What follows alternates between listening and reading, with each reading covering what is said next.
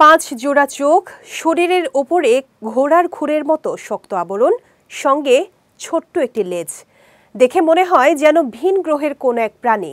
তবে এটি কোনো এলিয়েন নয়, বরং এক বিশেষ জাতের কাঁকড়া। বিজ্ঞানীরা বলছেন এই প্রজাতির কাঁকড়া 30 কোটি বছরেরও বেশি সময় ধরে পৃথিবীতে বিচরণ করছে, তাই এটিকে জীবন্ত জীবাশ্ম বলা হয়। বিস্তারিত জানাচ্ছেন সৈয়দ নওশাদ।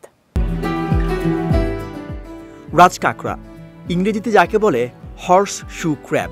একসময় সমুদ্রে ব্যাপক বিচরণ ছিল এই কাঁকড়ার। তবে মানুষের কারণে এরা এখন বিপন্ন।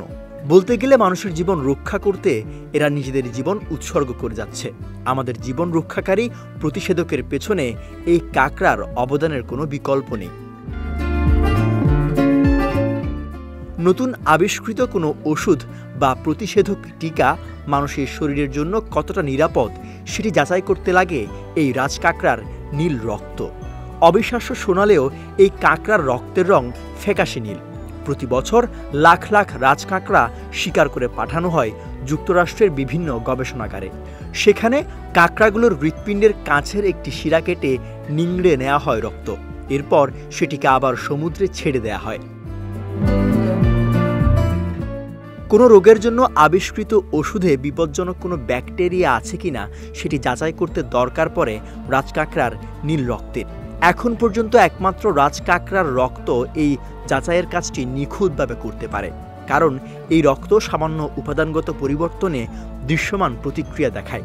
সাম্প্রতিক সময়ে কোভিড টিকা তৈরিতেও একই প্রক্রিয়া অনুসরণ করা হয়েছে।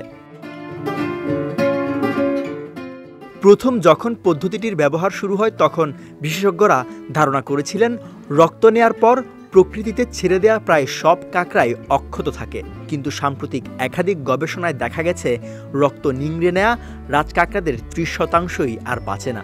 আরও বিপজ্জনক বিষয় হলো এই প্রক্রিয়ার ভেতর দিয়ে যাওয়া স্ত্রী কাঁকড়াগুলো আর কখনোই প্রজননে ইচ্ছুক হয় না।